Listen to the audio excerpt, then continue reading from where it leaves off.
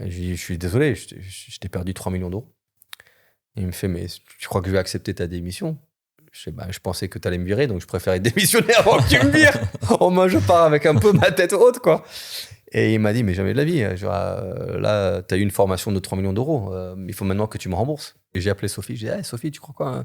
Je pense que toi et moi, on va démissionner et on va ouvrir une box de CrossFit. Et tout d'un coup, il y avait des pompiers qui prenaient le train d'Orléans pour venir faire une séance dans un parc de Paris. Il y avait des flics, il y avait des rugbyman, des judokas.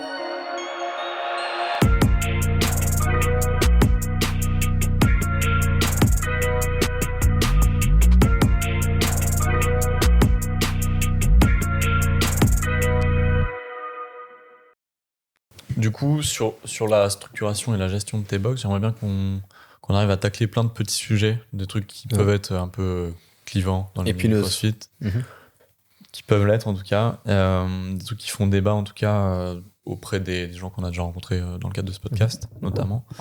Je vais te donner une dizaine de questions, les unes à la suite des autres. Okay. Je vais te demander des réponses Fonce. assez courtes. 15 secondes maxi par réponse. Allez. Par exemple, mais si tu veux développer, tu peux te le permettre.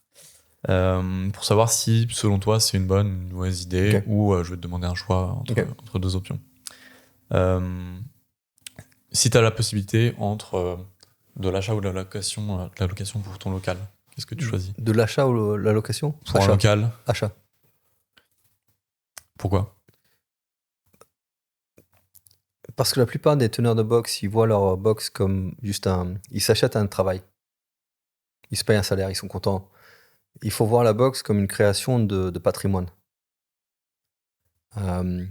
Et tu ouvres pas une box pour la fermer dans 5 ans. Si tu achètes le local, il est à toi, plus facile. Tu n'as pas un bailleur à gérer, c'est plus facile. Mais si jamais, je sais pas, tu te lasses, tu as envie de changer de ville ou machin, tu peux le mettre sous management, tu peux le vendre, tu peux le mettre en location.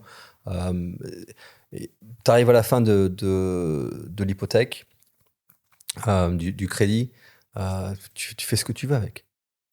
Tu peux le léguer à tes enfants, mais tu as créé du patrimoine. Et donc, il faut qu'on arrête de juste s'acheter un travail. Voilà. Sur les offres fondateurs, admettons, tu veux faire une offre fondateur à 20% à vie, bonne ou mauvaise idée? Je vais pas dire mauvaise parce que je l'ai faite. Moi, j'ai des adhérents qui se sont inscrits à Paris, par exemple, à 90 euros. Aujourd'hui, on est à 200. Ils sont toujours à 90. On les a même pas augmentés depuis. Donc, les mecs sont avec nous depuis 15 ans et ils sont à 90 euros. Mais du coup, avec le recul, est-ce que tu conseillerais? Membre fondateur, oui. Tu crées de l'urgence. T'as ton prix final auquel tu vas arriver le jour de l'ouverture, par exemple, c'est disons 120 euros.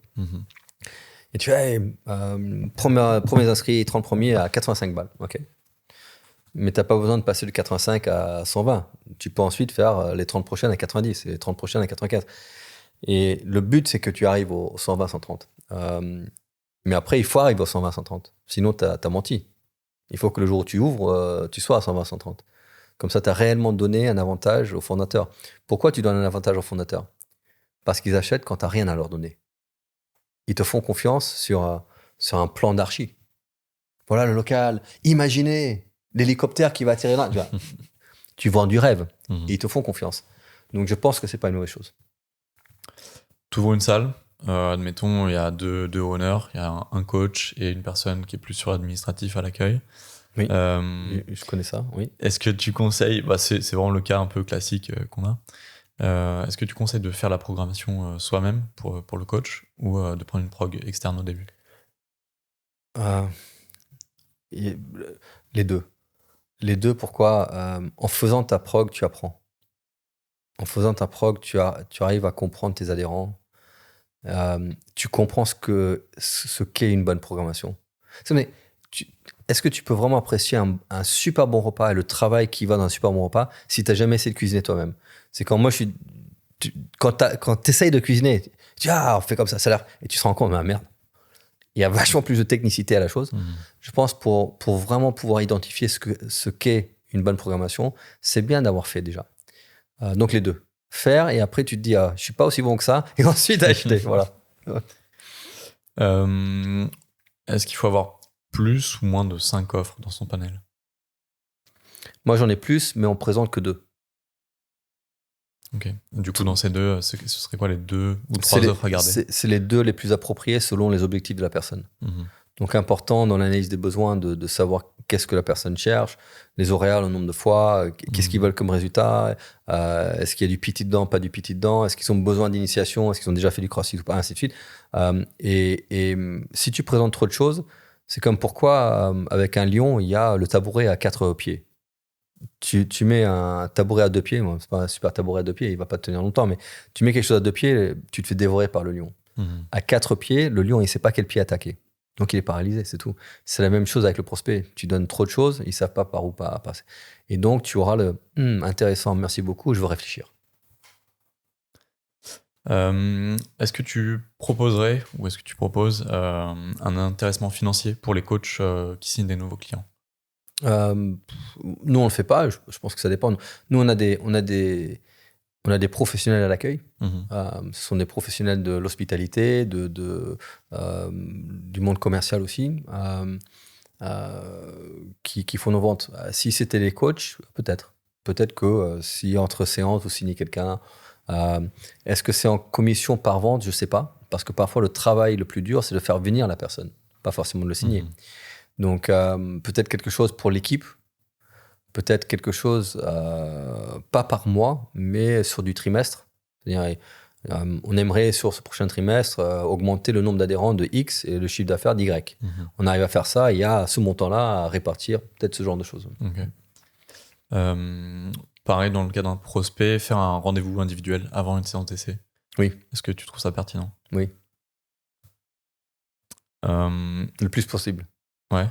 Comment savoir ce qu'ils recherchent si tu leur poses pas de questions? Est-ce que tu proposes, enfin, en termes de diversification des revenus, est-ce que c'est essentiel d'avoir un shop, de proposer des articles avec des boissons, des bars, ou pas? Essentiel non, logique oui. Si tu comptes sur ce revenu-là pour payer ton loyer et tes salaires, ça devrait être la cerise sur le gâteau. Ouais. Logique, pourquoi? Parce que les gens, ils ont envie de consommer après. Ils ont envie de boire de l'eau, un Fit-Aid, ils ont envie de croquer sur un peu de prot. Voilà. Donc après, qu'est-ce que tu vends? C'est à toi de voir. Mais je ne me casserai pas la tête avec. Genre, le jour où tu passes trop de temps avec sur les commandes, les gestions de stock, les encaissements, etc., et que déjà, ton métier de base n'est pas bien fait, ça dévie ton attention. C'est une nuisance plutôt qu'un plus. Donc, il faut vraiment que tu sois posé sur les basiques avant de t'inquiéter de est-ce que je vends du barbells ou est-ce que je vends du... Voilà. Et sur une ligne de vêtements, création d'une ligne de vêtements? Ouais, bah... Genre, moi, je travaille avec des gens qui voulaient ouvrir leur box et tout. Et ils avaient dit, oh, regarde le logo, on va faire ces tank tops, on va faire ces casquettes, machin. J'ai dit, génial, mais c'est quoi la mission de la box? Qu'est-ce que vous voulez réussir à faire? Ah bah, partager le CrossFit. Ouais, mais à qui? Dans quel environnement? Comment on va vivre ta box? Ils n'ont même pas établi les choses les plus importantes et qui sont en train de partir dans des choses un peu sexy. Regarde maman, on fait des t-shirts. Donc, je pense que c'est une question de priorité. D'abord, les bases. Qu'est-ce que tu veux faire? Par exemple, nous, on va être les meilleurs box pour démarrer le CrossFit. On va être les meilleurs box pour trouver une communauté sympa. On n'est pas la meilleure box pour aller faire de la compète. Vous voulez faire de la compète, il y a d'autres box qui sont... Pourquoi? Parce qu'on préconise pas l'open gym, ainsi de suite. Donc nous, c'est coaching, on sait ce qu'on veut faire. Et donc, tout ce qu'on fait après, toute l'activité et nos formations sont autour de faire ça au mieux possible. Voilà. T'as pas établi ça déjà et tu t'inquiètes de quel t-shirt vendre, tes priorités sont pas les bonnes. Justement, tu as parlé d'open gym, bonne ou mauvaise idée? Nous, on la vend pas. Mais on a un accord avec nos adhérents, c'est que si l'espace est dispo, il n'y a pas de cours dessus, vous pouvez faire de l'open gym sans utiliser le matériel qui est nécessaire pour les cours groupés. Dès qu'il y a un cours groupé, vous arrêtez l'open gym. Si ça, c'est pas respecté, vous n'avez pas d'open gym, c'est tout. Donc, bon, mauvaise. Le problème avec l'open gym, c'est que les avantages, c'est que oui, ils peuvent faire un supplément au WOD, ils peuvent travailler des faiblesses. Donc, il y a des avantages. Les inconvénients sont que quand quelqu'un arrête d'aller faire les WOD pour faire de l'open gym, quand quelqu'un fait ça, ils ont un pied en dehors de la communauté, déjà. Donc, c'est une pente qui va très doucement vers la sortie. Donc, tu le perds progressivement. Ouais. Admettons que ta box est déjà a un espace suffisant. Est-ce que tu préconises de diversifier un peu les sports proposés? D'aller vers du pilates, du yoga, des choses comme ça? Oui. Les puristes, il y a 15 ans, m'auraient tué pour ça. Mais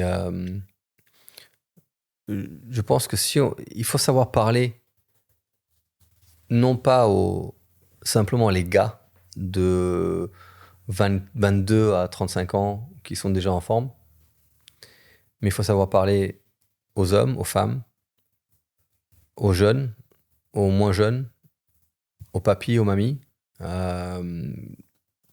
les enfants, les ados, etc. Et comment les attirer vers le CrossFit? En fait, tu fais des feeder classes, des cours qui nourrissent le CrossFit. Les condis, c'est de l'Aerox, hein, mais mieux, parce que l'Aerox a des mouvements limités, etc. C'est très limité comme pratique. C'est un bon test, c'est un bon événement, mais comme méthodologie, c'est super. Il n'y a pas de méthodologie d'ailleurs. Mais c'est des cours qui peuvent permettre à des gens de se dire, attends, je suis intimidé par la gym technique, je suis intimidé par les charges. Donc ça, c'est un petit peu hybride, c'est cool, allez, on va faire.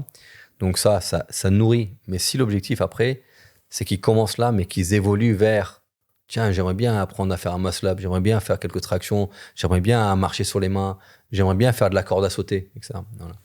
Donc nous, on a du yoga, on a des cours de gym, on a des condis, on a des running clubs, des groupes de course à pied. Tout ça, ça fait partie de l'abonnement. Tu ne payes pas en plus. C'est tes membres. Et après, tu peux utiliser tout. Commence là où tu te sens à l'aise. Et une fois que tu maîtrises ça et que tu as envie, on va te guider vers... Donc, tous les coachs le savent. Le but du jeu, c'est de guider les gens vers les WOD et vers le CrossFit. Pourquoi? Parce que ta prépa physique, elle est bien meilleure quand tu fais du CrossFit. Aussi simple que ça. On te répondait un peu à ma prochaine question, c'est s'affilier à Aerox ou non? Nous, on s'est affilié pour tester, pour voir. Écoute, c'est fun.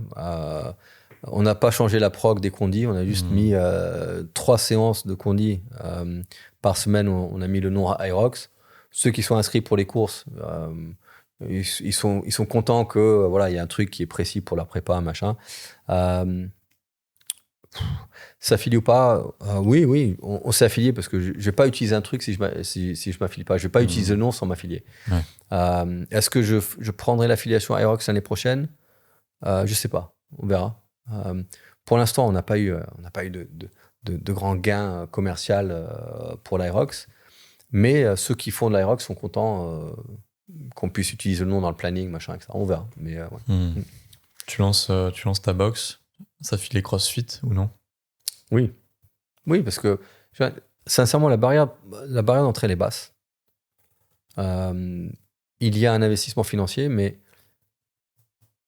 sinon, autrement, comment être associé à un mouvement global reconnu aujourd'hui pour si peu? La barrière d'entrée, c'est $4 500, même pas euros, c'est $4 500 américains pour l'affiliation. Et aujourd'hui, je ne dis pas ça parce que je travaille pour CrossFit, hein, mais je dis ça en tant que teneur de boxe. Moi, j'ai cette décision à prendre 3 fois par an quand les affiliations renouvellent. Tu attires des prospects qui veulent du CrossFit. Tu attires des prospects qui veulent être en meilleure forme. Et ils ont entendu dire que le CrossFit, ça te met en super forme. Donc, ils viennent. Tu attires des drop-in. Tu peux vendre des t-shirts, des suites avec le nom dessus. Tu peux mettre CrossFit dans ton nom. Un truc de ouf. Tu attires donc et tu gardes les adhérents qui veulent faire du CrossFit. Donc pour nous, c'est de garder les adhérents qui veulent faire partie de cette communauté CrossFit. Tu attires les prospects, les drop-in, tu vends de l'appareil, mais également, surtout, tu attires la chose la plus importante que tu puisses avoir, tes ressources humaines, les gens qui veulent travailler dans le CrossFit. Et si tu n'es pas affilié CrossFit, tu attires quoi? Des coachs qui veulent coacher quelque chose, qui veulent être dans le monde du fitness sans pouvoir le définir. Donc, si tu veux un peu plus de précision, oui. Ok, ça fait le tour de cette petite partie. Là, on était bien plus rapide que la première partie. Là, c'est magique. Magique. J'aimerais avoir justement ton regard sur je t'ai déjà entendu dire ça dans d'autres interviews, sur l'incompétence business des owners de salle quand on se lance. C'est quelque chose que nous aussi on retrouve de la part des gens qui se lancent sur des box de CrossFit. Et c'est aussi ce que tu essayes, je pense, de traiter avec Operating with Excellence. Ton anglais est très bon. Mon anglais était... Tu as hésité un peu, tu as bégayé au début et après ça a roulé comme sur de l'or là. Chouf. OW si tu veux, oui. Où tu formes un peu des affiliés, mais du coup on voit souvent des coachs qui se lancent dans ce business et qui n'ont pas cette compétence entrepreneuriale, cette compétence commerciale. Oui. Comment est-ce que tu perçois ça? C'est fréquent pour 2 raisons. La première, c'est que la plupart des gens qui veulent ouvrir une box de CrossFit sont des passionnés. C'est pas des investisseurs financiers. Les investisseurs financiers, ils vont voir les tableaux Excel de F45, Barry's Bootcamp, des trucs comme ça, et ils vont ouvrir ça comme modèle. Mais pourquoi? Parce qu'ils sont pas passionnés. Le CrossFit n'a pas changé leur vie. La plupart des gens qui veulent ouvrir une box CrossFit savent qu'ils deviennent meilleurs, un meilleur papa, meilleur collègue, fils, meilleur homme, meilleur amant, etc. Grâce au CrossFit. Et ils ont envie de partager ça. Donc, étant passionné, ça te garantit pas ton passé de business. Voilà. Donc, il y a ça. Et puis, la deuxième chose, c'est que en venant de ce source-là de passionné, sans forcément une vie antérieure dans l'opération, la gestion d'une entreprise, encore moins d'une salle de fitness ou de sport, la plupart ont besoin d'être... ils commencent inconsciemment incompétents. Ils savent pas qu'ils savent pas. Parce qu'ils n'ont jamais fait. C'est comme quand tu vois le foot. Ma mère, elle dit, mais Bellingham, pourquoi il court pas plus vite? Parce qu'elle a jamais joué au foot. Ouais. Tu la mets sur le terrain, elle pense qu'elle va battre Bellingham, tu vois. Et après, elle se rend compte que, non. C'est la même chose. Tant que tu n'as pas fait, tu sais pas. Et donc, ils ont besoin de passer par un moment difficile avant de se dire, et de devenir consciemment compétent. Ils tentent, ils échouent, et ils deviennent consciemment compétents. Et quand tu deviens consciemment compétent, tu te rends compte que tu es haché. Et donc, tu deviens ouvert à apprendre et réceptif. Au début, quand tu es inconsciemment compétent, tu as une arrogance. Allez, on y va. Et puis, tu te prends une raclée, tu vois. Donc, il faut se prendre parfois une petite raclée avant d'être ouvert pour apprendre. Voilà. Mais le problème, c'est que beaucoup, en raison d'ego, ils font perdurer ce moment d'incompétence consciente. Ouais, je suis mauvais, mais bon, personne ne va m'apprendre. Je vais réussir de moi-même. Ou non, je ne vais pas écouter. Qu'est-ce qu'ils savent? Ceux qui sont réceptifs, ils apprennent et puis ils deviennent compétents, ils deviennent consciemment compétents. Et là, les résultats suivent. Et après, ils deviennent inconsciemment compétents. C'est-à-dire, ils n'y pensent même pas, ça devient des réflexes. Mais il faut passer par ce dip avant le reste. Et il faut être réceptif. Ok. On va essayer maintenant de mieux comprendre un petit peu ton rôle stratégique autour de CrossFit et ta vision un peu de la marque. Comme je disais tout à l'heure, t'es multicasquette et t'as été un des ouvriers de la forte croissance du CrossFit. Comme tu as pu le raconter tout à l'heure, tu as un rôle qui a pas mal évolué. Tu as été country manager, directeur international. Qu'est-ce qu'on te demande concrètement à ce moment-là quand tu deviens country manager? T'étais assez guidé ou tu as dû tout inventer par toi-même? Il y avait zéro attente en fait. Ils savaient pas à quoi ça devrait ressembler. Ouais. Les attentes, c'était Castro qui me les a données. Il m'a dit tu vas être dans mon équipe. Ok, cool. Sois flexible. Ça, ok. Voilà. Ça, c'était... Et ensuite, c'était un peu l'expression go and fuck some shit up. Va bousiller des trucs. Va te défoncer. Ok. Donc, et je me dis, ok, bon, comment faire pour réunir les gens? Comment faire pour faire parler du CrossFit? Bon, un des leviers, c'est d'avoir une compète qui réunit les gens. Donc, j'ai commencé à inviter les affiliés au French, donner des places gratuites pour qu'ils aient envie de venir et puis qu'ils se réunissent, ils parlent CrossFit et ils s'imbibent un peu du truc, etc. On fait ça, donc ça c'était assez simple.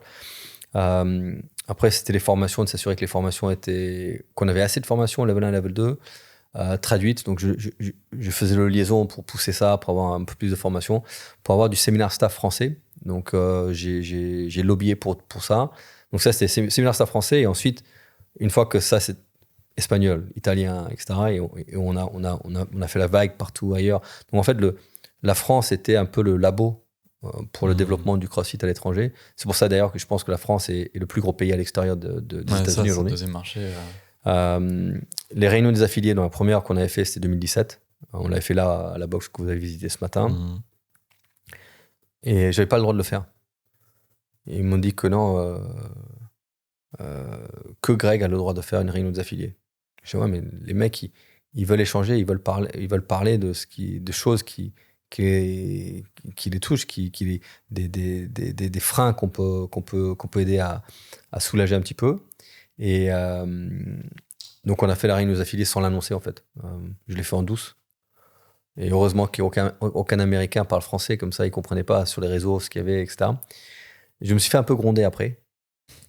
Mais c'était, bon, vaut mieux demander, vaut mieux se faire excuser que demander le pardon que de demander la permission. C'est ça le truc. Donc, j'ai demandé le pardon, chose qu'ils ont fait. Donc, après, j'ai plus besoin de demander la permission non plus. Et on a continué comme ça. Donc, les autres pays ont développé les réunions des affiliés. Et puis, en 2019, j'avais invité les directeurs de pays pour voir la réunion des affiliés. Et à partir de là, ça s'est accéléré. Maintenant, il y a des réunions. Je rentre du Canada, réunions des affiliés. Je pars demain en Espagne pour une réunion des affiliés. Le mois prochain, c'est le Portugal. Je vais en Australie, pardon, d'abord. Il y a toujours des réunions des affiliés maintenant. Okay. Et donc, tout ça a eu sa genèse en France. Donc, tout ça, c'était faire grandir le CrossFit. On veut un maximum de coachs avec cette éducation et un maximum de passionnés qui ouvrent des salles pour partager la méthodologie. Voilà, c'était ça. Et maintenant, c'est quoi ton rôle concret Après, ça a évolué. C'était, OK, ouais, il faut faire des choses qui peuvent rapporter de l'argent. Et là, j'étais pas d'accord. Donc aujourd'hui, je travaille plus trop pour... voilà. Des bonnes personnes, mais par la nature des propriétaires, on est passé d'un savant fou, un visionnaire comme Greg, à un fonds d'investissement. Donc dès que ça a eu lieu, ça, c'était une évidence. Donc je suis resté avec eux 4 ans après, un peu plus de 4 ans, parce que je me dis, OK, bon, je peux rester à l'extérieur me plaindre, comme font beaucoup, ou j'ai le privilège d'être dedans, et soit je reste dedans et j'utilise mon influence pour essayer de minimiser l'impact du fonds d'investissement et protéger la méthodologie et tout ce qui va avec. Donc c'est ce qu'on a fait avec une poignée de gens, certains qui sont toujours dedans. Il y a Julian qui est parti il y a quelques mois. Moi, c'était fin d'année 2024 que j'ai quitté le rôle de directeur international. Et là, je fais les réunions des affiliés parce que j'aime les directeurs de pays et si je peux partager des choses avec des affiliés, c'est avec plaisir. Donc, on continue le travail, juste voilà. Et j'ai soulagé les Américains parce que ils en avaient marre de cet étranger, cet Anglais qui habitait en France, qui leur disait qu'ils avaient des mauvaises idées. Donc, je pense qu'ils sont un peu soulagés. Ok. Justement, depuis quelques années, on sent qu'il y a un espèce de flou autour de CrossFit. Notamment en ce qui concerne... Là, je sens que tu vas rentrer dans... Vas-y, envoie tes questions, vas-y.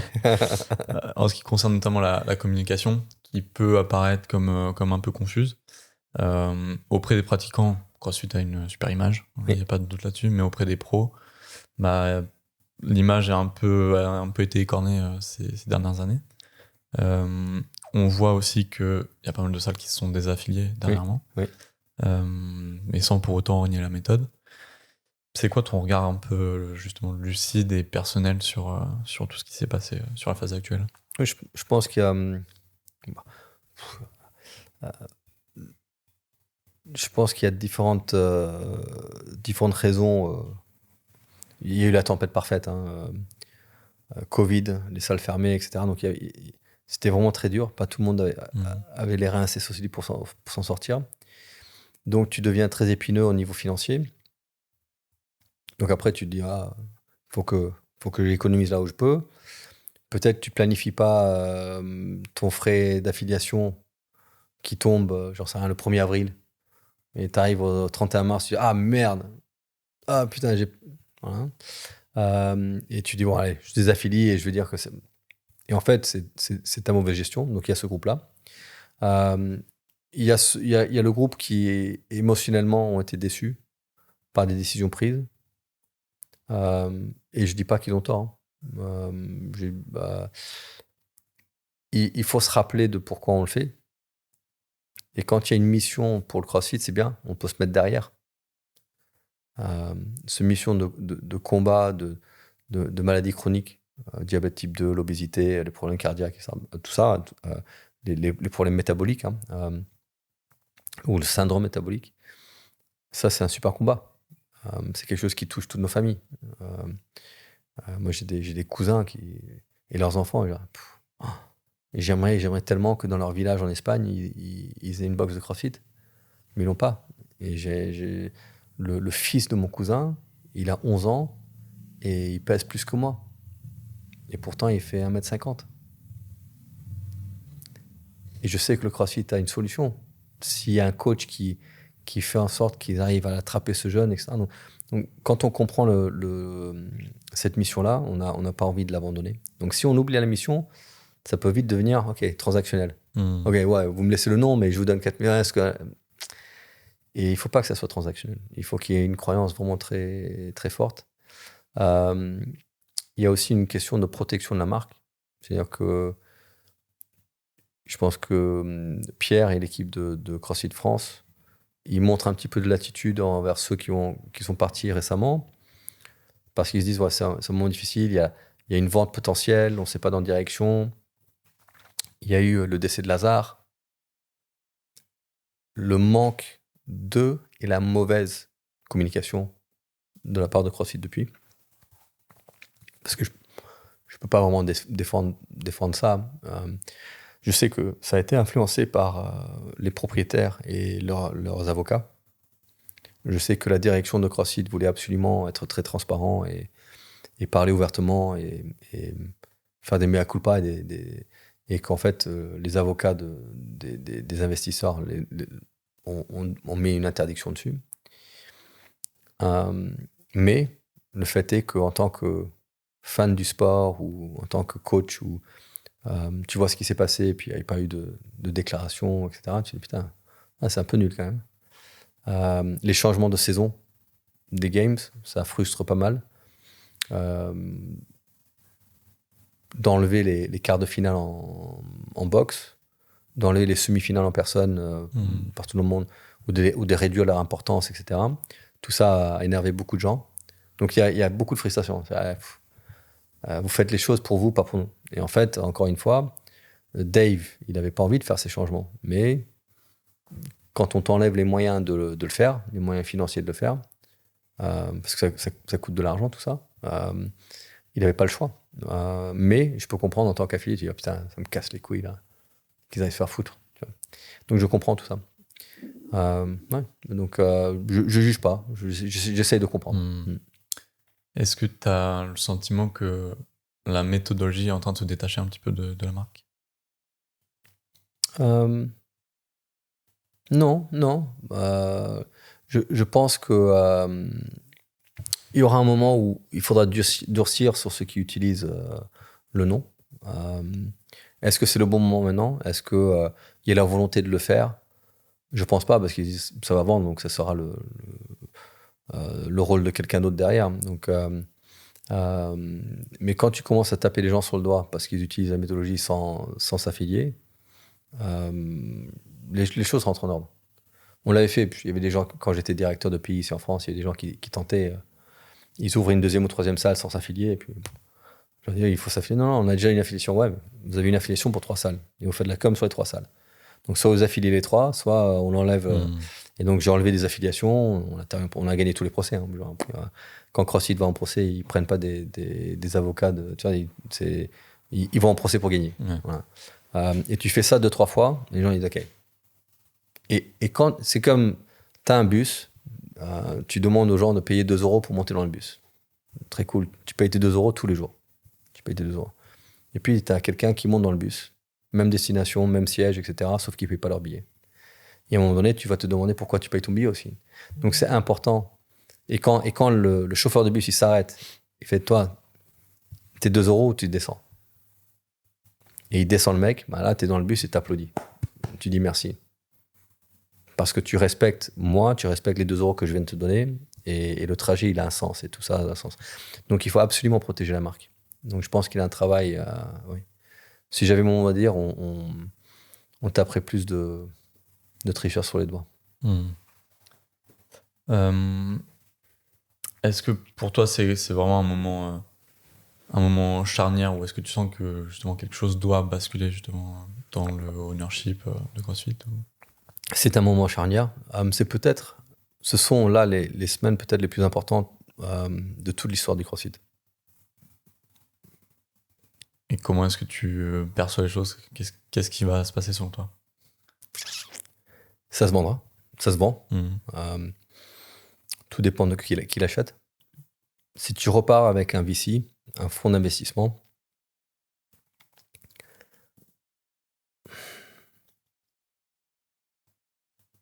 ils vont tenter de grandir, de grossir, au lieu de faire quelque chose d'organique. Et donc, c'est ce que Berkshire a tenté. Ils ont pris les modèles du MBA, de Stanford, Harvard, etc., qui fonctionnent pour beaucoup de boîtes et d'industries. Mais nous, on n'est pas vraiment une industrie, on n'est pas une boîte, c'est un mouvement. C'est une communauté, c'est très différent. Et donc, si tu essayes de juste rémunérer ou te faire rémunérer sur la communauté, ça marche pas. Il faut grossir la communauté. Puis indirectement, si l'écosystème grandit, tout le monde gagne, y compris CrossFit. Et malheureusement, les fonds d'investissement, ils n'ont pas la patience pour ça. Donc, il faudrait un investisseur qui est prêt à avoir un objectif, pas sur 3 ans, mais sur 10-15. Et ça, c'est plus dur à trouver. Donc, ça dépend vraiment de qui va se retrouver derrière tout ça. Qui va l'acheter. Yeah.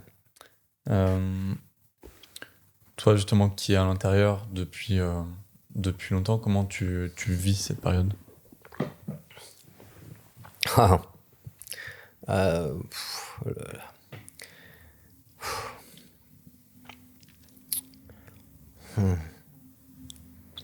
Putain, ça c'est une question. Tu veux la vérité? Bien sûr. Ah putain. Ça fait 2 ans à mon goût, ça fait 2 ans qu'ils auraient dû vendre. C'est frustrant parce que la méthodologie, la communauté, elle est exceptionnelle. Le CrossFit, la méthodologie, c'est une vérité universelle. Tous les pays, tous les continents, ça traverse tout, ça traverse les barrières de langue, les âges, les conditions, peu importe ton état physique actuel.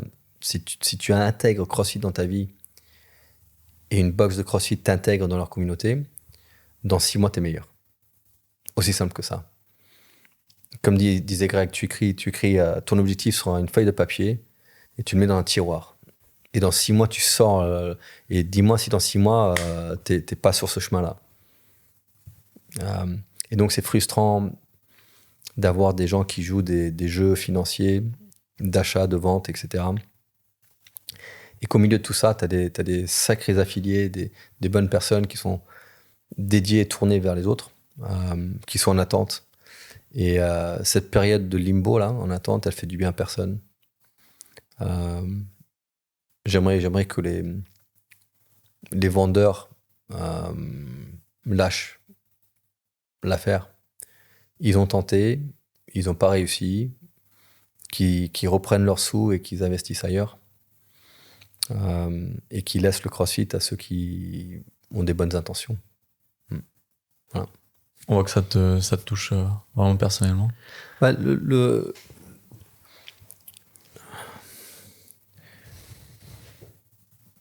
toute ma vie dans le CrossFit.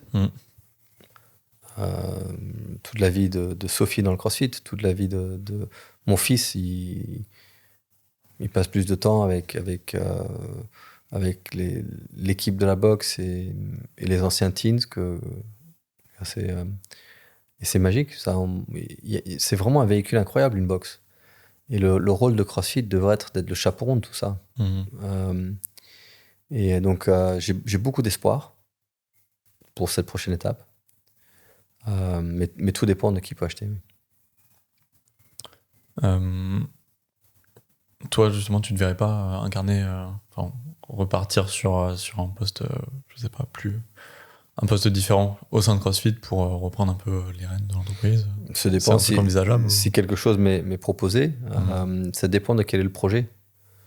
Je le ferai pas pour un titre ou un salaire ou un truc comme ça. Je suis très content avec OWE, avec le French, avec les 3 box, avec mon fils. Actuellement, depuis que j'ai arrêté le rôle international, j'ai le temps de lire tous les jours. Quand je suis à la maison, je m'entraîne, je fais mon petit sauna, je cuisine, je mange mieux, je dors mieux. Voilà, donc j'ai pas besoin de ça. Mais si le projet est le bon et je pense être la meilleure personne pour le rôle qui m'est proposé, ouais, pourquoi pas. Ça va comme réponse. Ouais. On a évoqué brièvement l'Irox. Oui.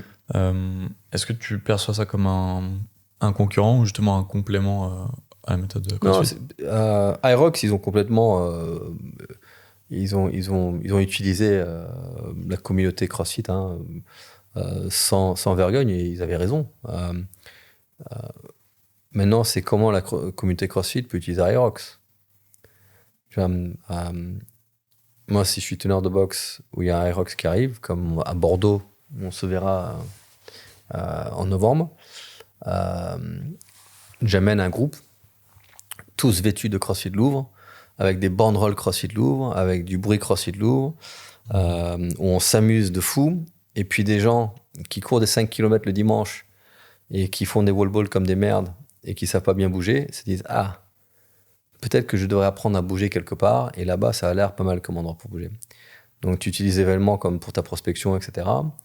Ouais, il faut savoir. Et je pense que CrossFit, l'entreprise, doit apprendre à utiliser Irox. Il y a une publication là, récente à CrossFit France. Oui, que CrossFit ne déteste pas l'Irox, etc. Ouais.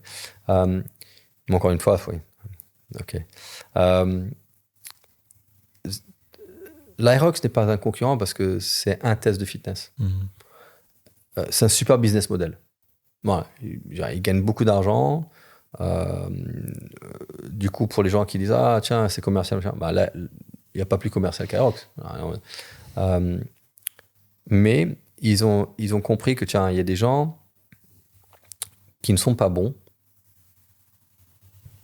techniquement, qui ne sont pas forcément très forts, et qu'ils aimeraient participer à un truc où ils savent grosso modo l'heure qui se commence, l'heure qui termine. Ça dure pas forcément 3 jours. Ils peuvent s'éclater. Tous les mouvements seront abordables. Il n'y a rien de technique, il n'y a rien de trop lourd.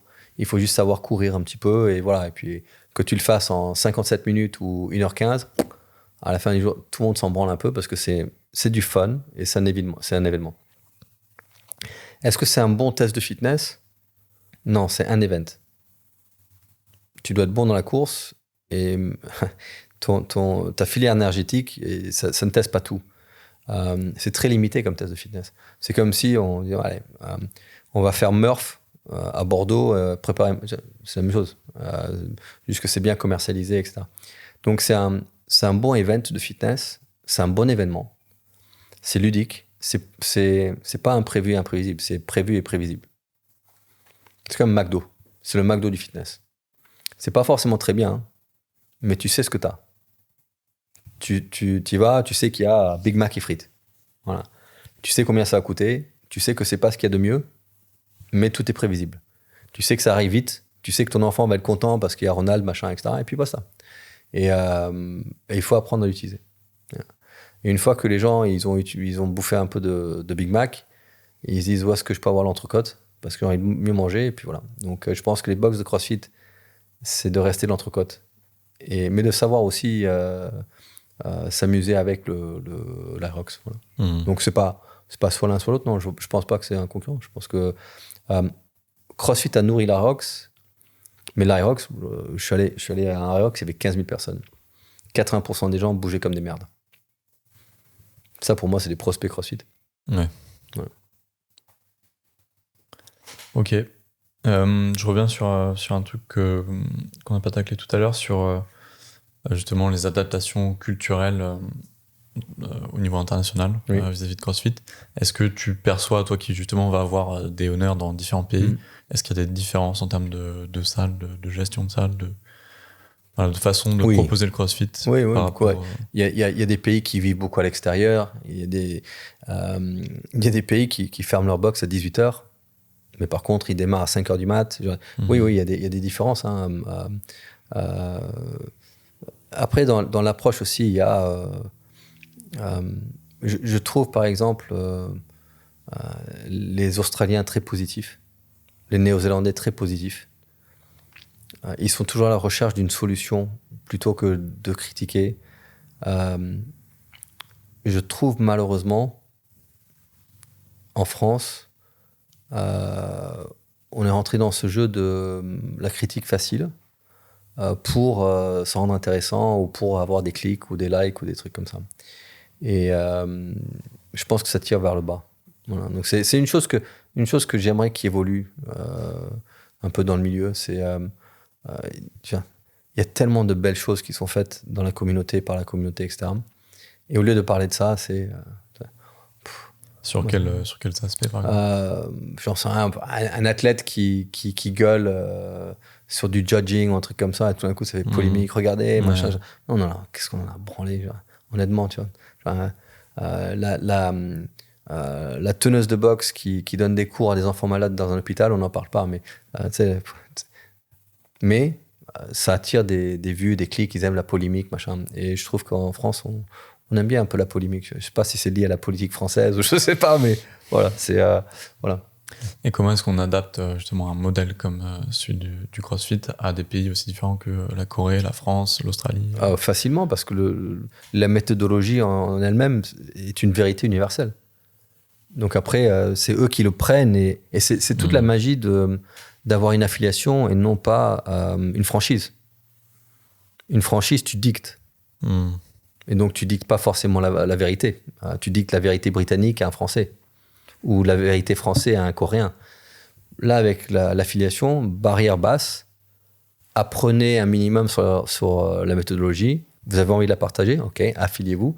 Et après, les couleurs du mur, les heures d'ouverture, la durée du brief, machin.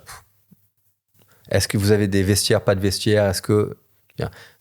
tous ces détails-là qui vivent différemment, c'est au teneur de boxe qui connaît le terrain, qui connaît la ville, les personnes, qui comprend les besoins, qui adapte. Et ça fait partie de la magie de l'affiliation. Est-ce qu'il y a des choses qui t'ont étonné ou inspiré de ce que tu as pu voir dans d'autres pays? Là, comme ça, étonné ou inspiré.